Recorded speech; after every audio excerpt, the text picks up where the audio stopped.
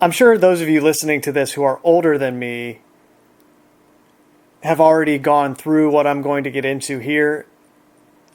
So to you, none of this will be new, but to me, it's very new because I'm going through it right now, and it just feels like something I should discuss for that reason. But I'm not under any illusion that this is some kind of original insight or unique understanding. I'm sure this has been the way that it was for as long as people have been alive.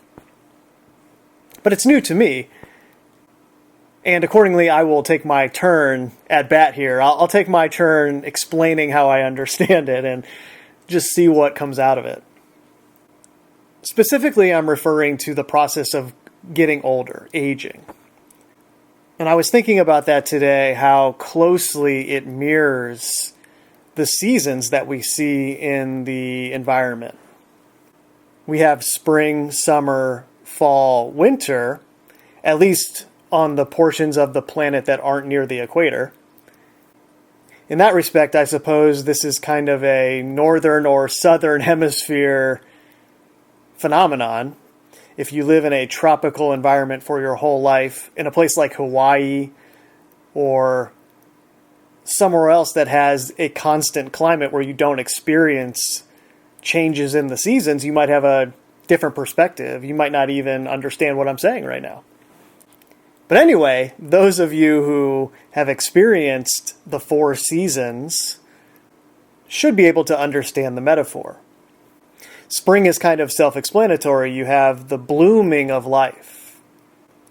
And this is when you're born into this world and you bloom into a young child and eventually a young adult.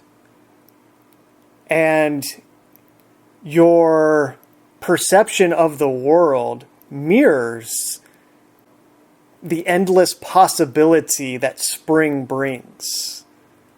Everything is new and exciting. The weather is getting nicer. The days are lasting longer. The air is just bursting with life in all directions. And that's kind of how you feel when you're a kid, you know. There's endless possibility. You are wide-eyed going through the world, experiencing everything for the first time. And when you turn around 18 years old, eventually you start to transition into your metaphorical summer. The temperature rises, it's hot, which is kind of how your life is when you're 18 to 35, in that kind of area. Your nights are long, those endless summer nights, as it were. And this is why there is that phrase, youth is wasted on the young, because when you're in your spring and summer phases, you don't have any concept of what is coming. And so you don't take advantage of it fully in the way that you should if you knew what you would know when you get to fall and winter. And this is a limitation that's just built into our consciousness and the way that we walk through this reality. We just can't perceive it correctly in the way that we would need to fully take advantage of it. The summer just kind of has that endless daylight energy. And then when you hit around 35 to 36, you start to enter into your fall or autumn of your life. And it's so interesting. The most obvious similarity is that your leaves, as it were, literally change on your body. And all of a sudden you start noticing little gray hairs here and there. Your colors are changing. You're entering your autumn. Though I should say that a lot of people speculate that the graying of the hair is actually a nutritional deficiency that we experience, especially in the Western world, that is less common in other parts of the planet where they are taking in certain things that prevent this nutrient deficiency, but that's a whole other thing. In any event, at some point, the leaves begin to change in that period from 35 to 55 on almost everyone. In some way, shape, or form, right? It doesn't just have to be gray hair. All of a sudden, things start sagging a little bit in a way that they weren't when you were in your spring and summer, when everything was tight and functioning almost perfectly, all of a sudden things start to break down a little bit. You start to see the first signs of that. And your life kind of mirrors what happens in the fall. The air gets a little crisp, the days get a little shorter, and your life kind of mirrors that a little bit. All of a sudden, you're going to bed a little earlier. You're not staying up as late as you were in the summer and the spring with all of that endless optimism and positivity. Now you're a little more weathered, as it were. You're a little more wiser about what that kind of thing does to your body. So you start to treat yourself a little better, and especially if you have kids, you notice very quickly, okay, I am getting up at 6 a.m. every morning now, if I'm lucky. So there is no staying up late anymore. There is no primary focus on me. And then eventually you get to the winter where nothing is growing anymore. There is none of that life force energy making things grow. And you're at the exact opposite end of the spectrum where that is kind of petering out a little bit, sputtering towards the finish line. And like the trees in the outside world lose all of their leaves and look, for all intents and purposes, as if they are dead, your body begins to do the same thing, and it breaks down in certain ways, and your daily cycle kind of also mirrors the days in the winter, how no one really wants to go out after dark, and it's dark so early that all of the activity is early on in the day. And if you've ever been around a really old person, they have that kind of cycle where they're up super early and then they're in bed really early as well. They kind of shift their clock back in a way that really mirrors the winter days. In that way, our lives are kind of a fractal of the yearly cycle of the seasons, just played out over many years as opposed to 1 year. And I myself have just entered the autumn of my life. Like I said, the leaves are changing a little bit. My lifestyle is changing a little bit. All of that energy I had in the spring and the summer is not quite what it used to be. Not quite as limber as I used to be. Things are growing a little wrinkly and sagging a little bit. Not quite what it used to be when you were 18 years old. And a lot of people have what are referred to as midlife crises when they reach the stage that I'm at, where you're kind of noticing all of this and you're losing that endless optimism that comes with being young and full of that spring energy. You've seen too much, you've experienced too much, you know how much of what you thought back then isn't true now. And then you look around at your life and say, oh man, did I waste my time? Should I have done that thing? Should I have done this other thing? And dwelling in the past like that is understandable.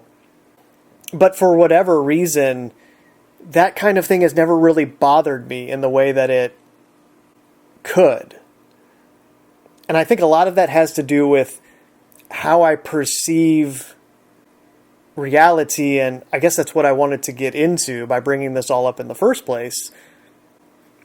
And this really came into focus for me over the holidays this past year, when I realized, being in the same room with all of the people that I was there with, that I was the same age as a lot of the people I grew up around were when I was in my spring, when I was a kid. And having that realization and seeing the events through the consciousness that I have now, I was able to kind of relive my own experiences. And in this way, it was kind of like time traveling. I don't know how else to explain it. Where I'm in a room with all of these other people. My consciousness is fully present in the moment and I'm experiencing it. But at the same time, I'm also branching off into my past, reliving all of these other experiences with the new understanding of what it was like for everyone else that I was around when I was, say, 6 years old. Obviously, I still have memories of experiencing the world when I was that young. And as you get older, those get a little more fuzzy. So it's easier to remember things from, say, when you were 14 than when you were 6, and depending on the impact that certain memories have, of course. Meaning something that happens when you're 7, you could still remember better than something that happened when you were 16, if it was impactful enough. But that's details we don't need to worry about right now.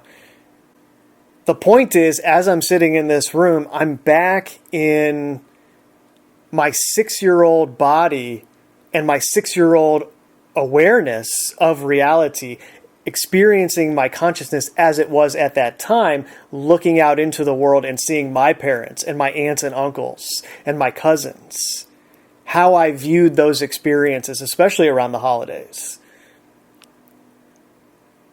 And then I'm in the room in the present moment watching 6-year-olds and 4-year-olds and 8-year-olds and all of these young kids experiencing the same thing that I experienced, except now my consciousness is able to view it from the perspective of those quote-unquote adults, from my perspective when I was younger.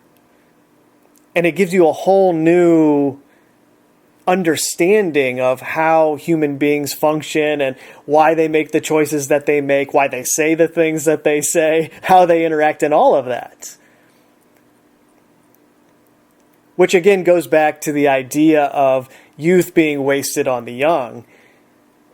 It's a very real thing to say and understand because you literally don't have the consciousness that is capable of understanding why youth is wasted on the young until you get to the point where I get to now, where I can understand it fully. And someone who is 20 or 30 or 40 years older than me would understand it in a way that I simply can't understand it now. They might even say the same thing to me now, perceiving me as young in comparison to them.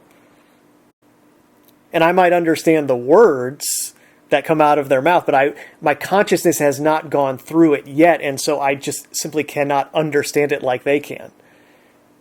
Which is why all throughout recorded human history we have had this natural deference to elders, to the wisdom of older people, a wisdom that only comes with age and experiencing these things on a completely different plane of consciousness. An 80-year-old, in comparison to me, might as well be an alien because they have experienced so much more life than I have. And they have a great wisdom acquired because of that. And that's one of the great tragedies about the United States of America and the culture that they have built here, where we just throw away older people. Think about the okay boomer memes, right? I mean, they're not even to the point where they would be considered elders yet. I mean, they're getting there, but they're not there yet. And we've already preemptively thrown them away, right? By design. I hope you see that. And yes, there is an issue because that generation didn't have computers, so they're behind as far as understanding what's going on in the world and just understanding propaganda, but that doesn't mean that they can't figure it out. But anyway, that's beside the point. The real tragedy is the whole nursing home industry that was built in this country, where so many people just throw away their parents into these places where nobody has to worry about them anymore. Yeah, just put them off into that home. We'll visit them once or twice a year. Maybe we'll have them over for dinner once or twice too. And we'll just pretend this is fine, right? Because that's what we do here. We kick people out when they're 18 years old and view them as a failure if they don't leave at that age. And then we kick you out when you're 65 years old too. You know, it's just this very strange dynamic that's going on. that runs counter to all of human history up until this point, where elders that were able to prove that they had wisdom were revered and given special status in society or tribes, however you want to view it. But it's so interesting. There's like this layered compounding effect to your consciousness when you're having these realizations. And that's why I compared it to time travel, because it's almost like a time loop where your awareness is born into this world. You go through the loop the first time in your spring and summer, and you get to the fall, and then you start circling back more and more to the beginning and running through those experiences again and again and again with this increased understanding each time you do the loop as you progress in the seasons of your life. And you have these new experiences where you have these epiphanies. Oh, wow, that's why that happened. Oh, that's why they said it in that way. Oh, that's why they did that thing. Oh, I see that now. I'm the age that they were when they were going through that. I have the same issues that they have. Now I understand it. This is why a lot of people will eventually come out and say, yeah, I really didn't get along with my parents when I was younger, but now that I'm their age and I have kids of my own, I get it. I understand why they were saying what they were saying. And they simply could not understand it until their consciousness went through it themselves. And it's like, now, okay, I understand it. I get it. I'm sorry, Mom and Dad, right? Then you have to apologize. Hey, sorry about that, because now I understand what you were going through, and you were right. It's very difficult for people to admit when they are wrong. It doesn't matter what you're talking about. This is a very difficult thing for people to do, and it's easily the best asset that you can possibly possess in this world, is if you can very comfortably, without any shame or justification or and buts, you can just say, hey, I was wrong about that, and I'm sorry. Your life will significantly improve if you have just that one asset. Anyways, it's almost like our bodies live one lifetime, physically speaking, but our awareness, our stream of consciousness, lives dozens of lifetimes through this process, looping back into the past with this new understanding and reliving your path through life. And this gets more and more nuanced as the experiences pile up. Linearly speaking, I mean, as you get into decades of experience, you just have so much more that you're bringing back with you through the loop, reliving all of those things that you experienced. I guess there really is no numerical limitation to how many lives you could live in this way via your stream of consciousness.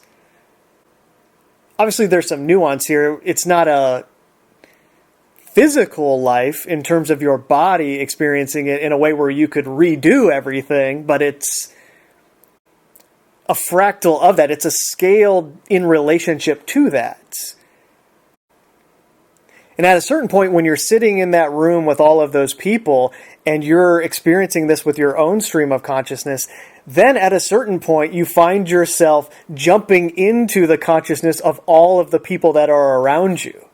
And then you're saying, oh, okay, now not only do I experience my own stream of consciousness loop, now I see how I'm able to put myself into the stream of consciousness of all of these other people and the loops that they're going through. And now I'm inside the mind of this 6-year-old child, and I am viewing life through his eyes with the understanding of how I viewed life through my eyes, and I'm able to intuit how he is perceiving this moment, and I'm able to intuit how much he does not yet know about what his life is going to show to him. And in the same way, I'm able to jump into the mind of this 82-year-old and understand how, oh wow, they have experienced so much more than me. But I'm getting close enough to them that I get it a little bit. I'm starting to understand why they perceive life the way they do. And then maybe you have some people that are in close proximity to you, age-wise, and you're going into their stream of consciousness and seeing through their eyes, oh wow, yeah, they've had different experiences than me, but I can see how similar it is, and I just have this intuitive understanding of why they're doing what they're doing because I'm right there with them. And when you extrapolate this out to the media and how they take advantage of us and control our minds, you can see why they pit the generations against each other. Because, like I just said, those people that I'm close in age to, we've all experienced the same thing. And if they put some propaganda out there that blames one generation over here and then another generation over there for these various things, we're likely to stick together and say, yeah, it's their fault, or yeah, it's those people's fault.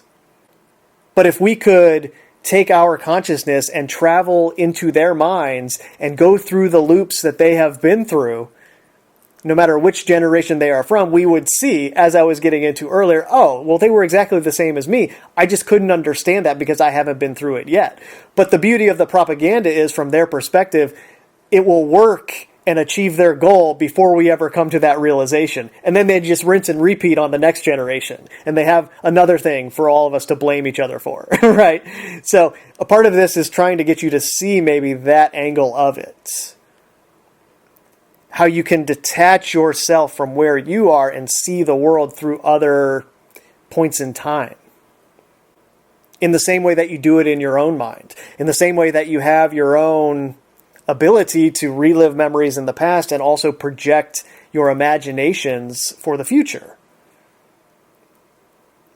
And indeed, as I've gone into before, all of that propaganda is trying to impact the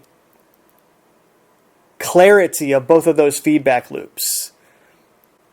Trying to influence your view of the future to limit the power of our imagination at the same time that they influence our view of the past to prevent us from fixing our mistakes and not repeating the same thing over and over again.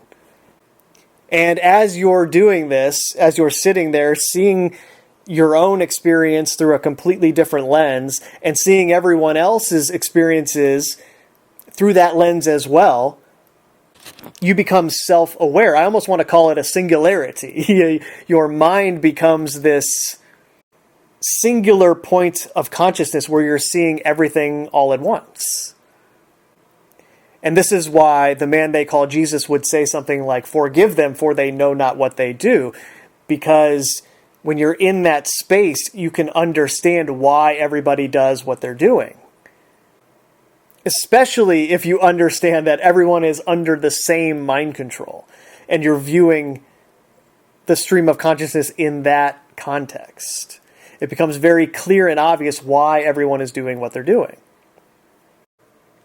Eventually, you project your consciousness into the past, going through those loops enough times as you sit there in this moment observing everyone, and you project it into the future, imagining both your future as it will relate to those older people you see. And you do that enough, and then it becomes this spontaneous singularity at a certain point where you come fully back into the moment and you realize exactly that. There is only right now. And there will only ever be this moment. It's just progressing at a steady pace through the ages of the body, through the seasons of the body. And the consciousness will always be the same. And that's why you can talk to somebody who's much older and has acquired this wisdom, and they'll say, I still feel like the same person I was when I was 16 years old. It's still the same me in here. The only thing that has changed is the reflection in the mirror. And I assume this is what growing old gracefully entails. It's understanding that I'm always going to be me, and I'm always going to feel like that same awareness that was viewing life in my spring phase. It's just the season around me is going to change. The reflection in the mirror will change, but it's always going to be me. So there is only right now. It's only everything else that will change. And along those lines, that's what the time loops are, is your awareness going back and reliving all of these things with the new experiences that come through the seasons. So it's kind of like my current stream of consciousness, my current awareness that is in this moment, speaking into this recorder that you are listening to right now. That current awareness is experiencing the moment in this room with all of these other people, observing it, taking it all in, and simultaneously that current stream of consciousness is re-experiencing what the 6-year-old version of it experienced, at the same time that it is imagining what the older version of this current awareness might be experiencing in the future via projection into the awareness of someone who is much older than me in that same room. At the same time that my current level of awareness, my current stream of consciousness is going back into time in constant loops, re-examining my old experiences with the new information that you get as you progress through the seasons of life. And it can seem like it's different versions of you in different points in time, but really it's just the same you at all times. It's just you haven't gone through it yet, which is why all time travel, time loop media makes that point about how time is not linear, and it only becomes the present, the past, or the future when the person experiencing it goes through it themselves. Now, obviously, this is different for everyone because we are all on our own unique path, and some of those paths will end earlier than others for that reason. But when a consciousness is contained within a body that reaches the stage where we would call it old, let's say 80 years old in this case, just as an arbitrary example, at that point your consciousness expands in a way that other consciousnesses are not capable of expanding, because you at that point are looping back through the experiences of so many different ages. So many different people that you come across in your life will have you remembering things that you experienced when you were that age.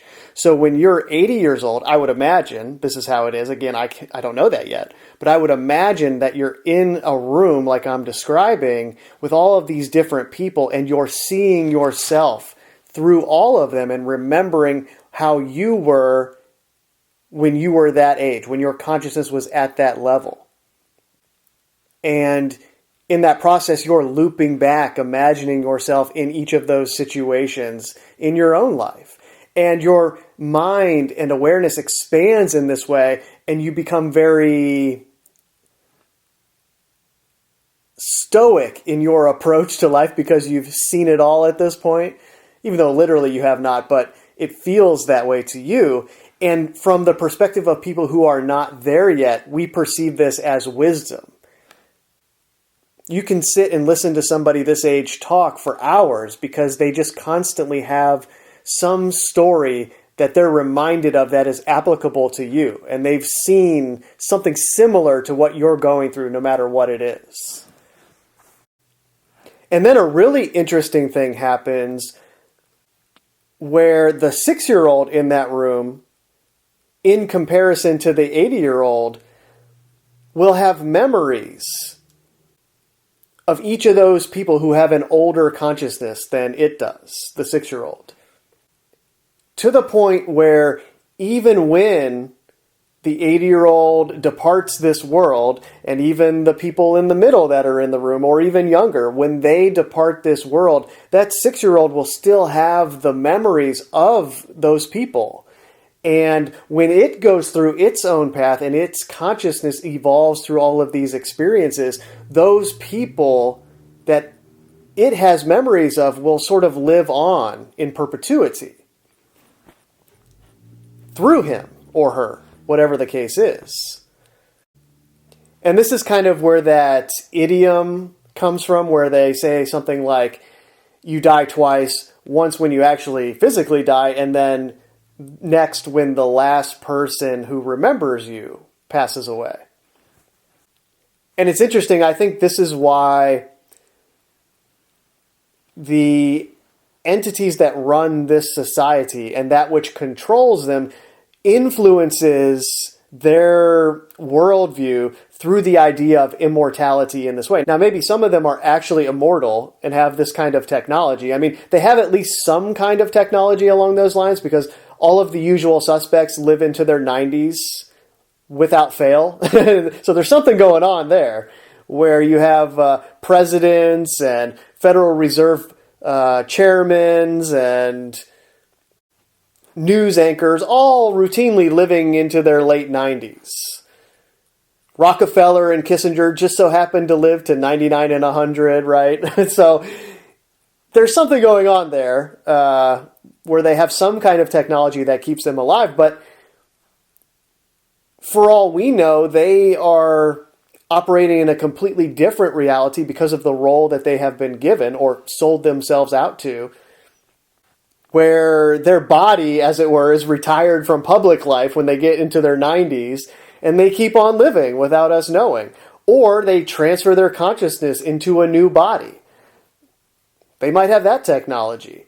And that's part of the deal that they get at the highest levels when they're initiated into this thing, which obviously is a bloodline type of deal. You can't just bully your way into that, but maybe it's not even advanced technology along those lines. Maybe it's just this entity that is in control of this world allows them to come back with their memories intact. And in that way, they live forever.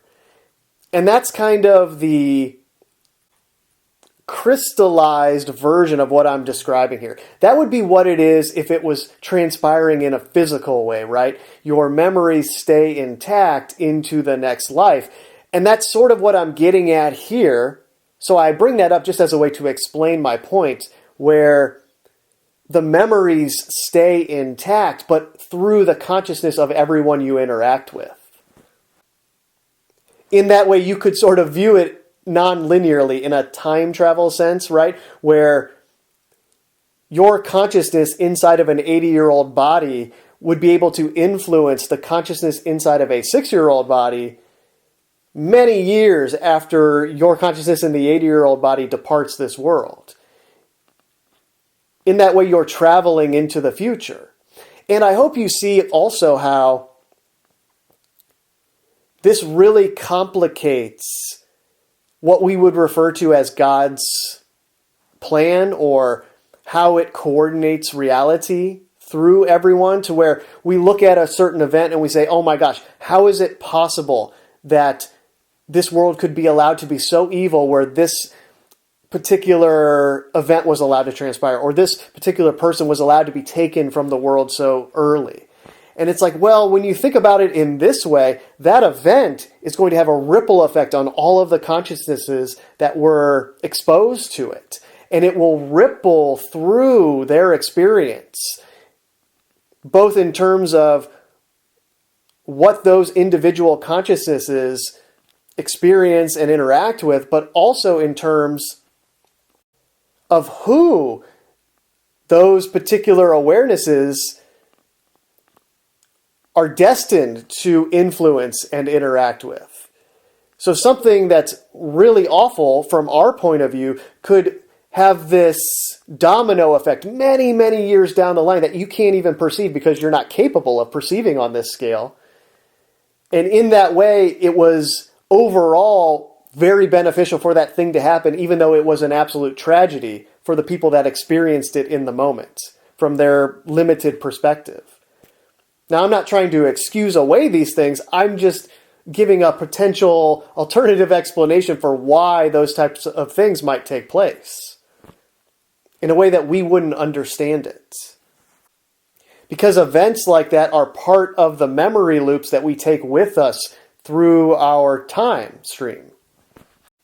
So I suppose you could view it in a way where if your consciousness is not present, experiencing the very moment that we refer to as now, only memories remain.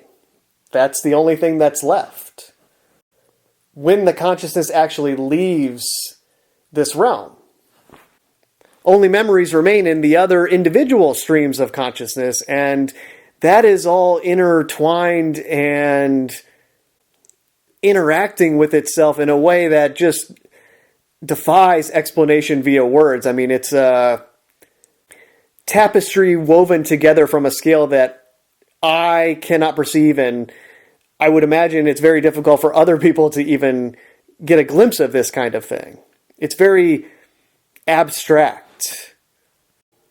But to my original point, when you're in the moment in a room thinking about all this, it's very difficult to stay centered in the moment because your mind is rapidly processing through all of these ideas, and you're imagining your very consciousness as it exists in this moment, going through time in this way into other experiences, both backwards in the past and forwards into the imagined future of what your life might look like in that imagined future.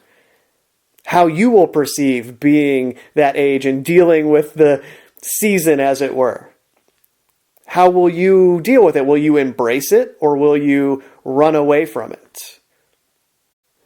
The entities who only have this world to cling on to are obsessed with naming buildings after themselves and building statues of themselves, having elaborate graves that people will remember, these monuments that will be left for people in the future to view and remember them, because all they have is this world.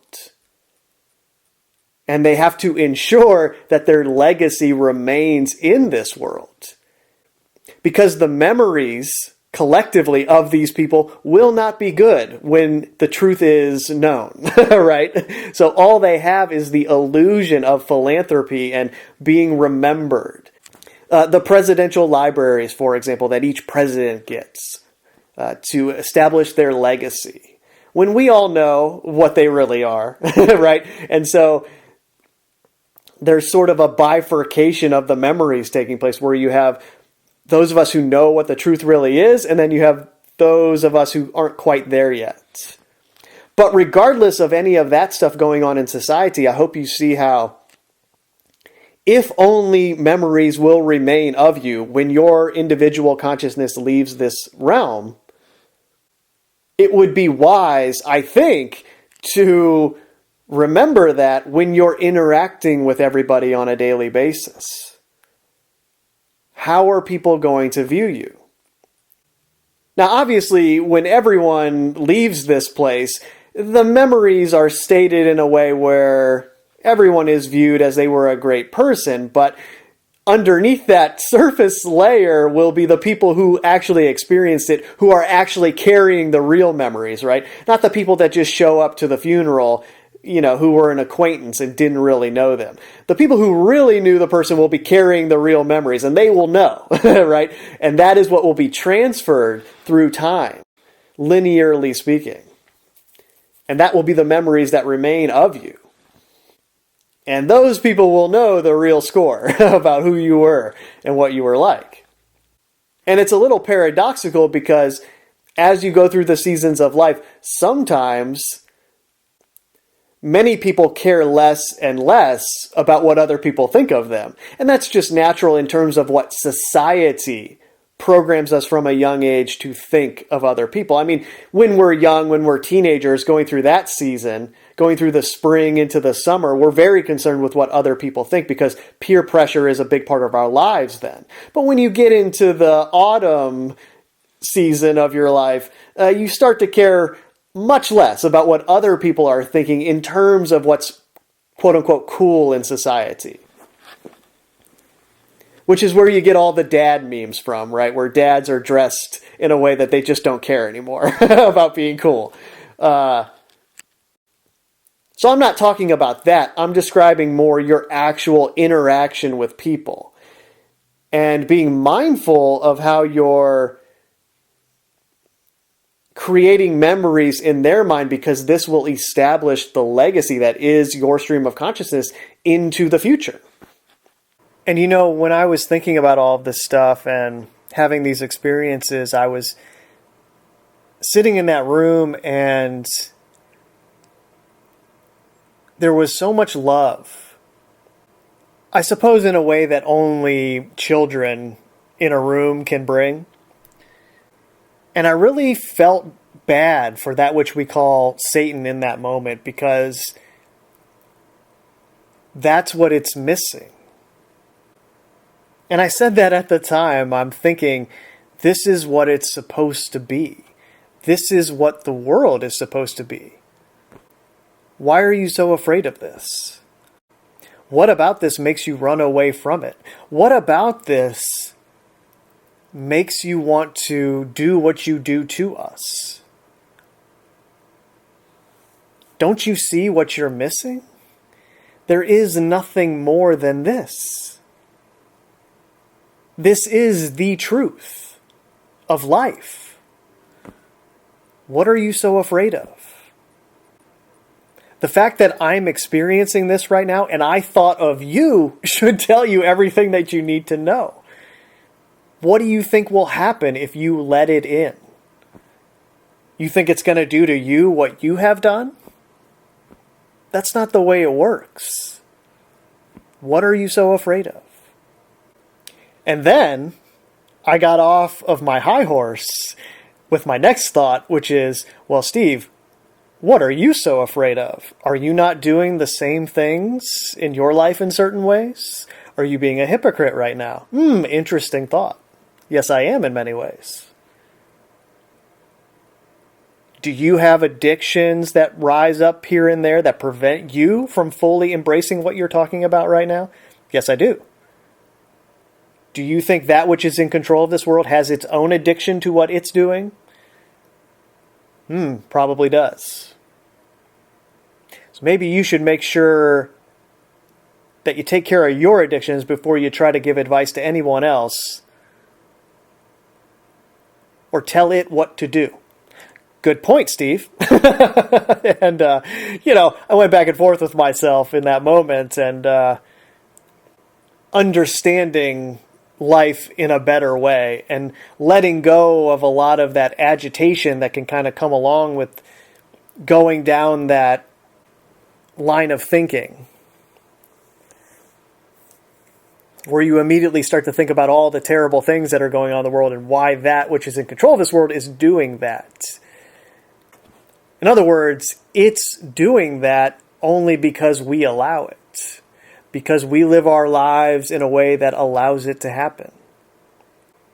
So the only thing left to do then is to embrace every moment as a chance to be something else, as a chance to do something else, and allow the process of my stream of consciousness doing its loops back through time with new understandings to heal me and provide a better image of both my future and everyone that I know and interact with.